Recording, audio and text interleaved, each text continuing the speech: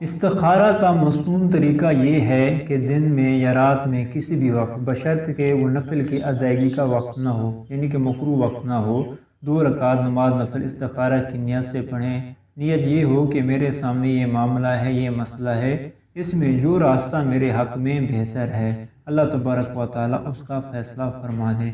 सलाम फेर कर नमाज के बाद इस्तिखारा की मसनून दुआ मांगें जो हजूर सल्लल्लाहु अलैहि वसल्लम ने तलकीन फरमाई। इस्तिखारा की मसनून दुआ ये है। अल्लाहुम्मा इन्नी अस्तग़फिरुका बिइल्मिका व अस्तक़दिरुका बिक़ुदरतिका व असअलुका मिन फ़ज़लिकल अज़ीम व इन्नका तक़दिरु व ला अक़दिरु व तअलमु व ला अअलमु व अंता अल्लामुल ग़ुयूब।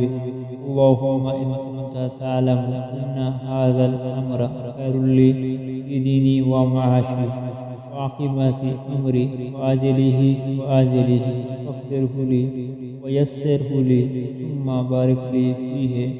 इन कुन्ता तअलमु अन्न हाज़ल अम्रा शर्रुन ली फ़ी दीनी व मआशी व आक़िबति अम्री व आजिलिही व आजिलिही फ़ास्रिफ़हु अन्नी वास्रिफ़नी अन्हु वक़्दिर लियल ख़ैरा हैसु काना सुम्मा अख़्रिज़नी फ़ीहि।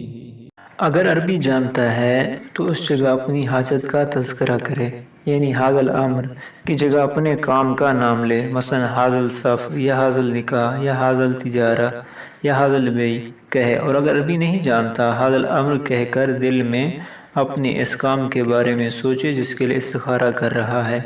इस्तिखारे के बाद जिस तरफ दिल मायल हो वो काम करे।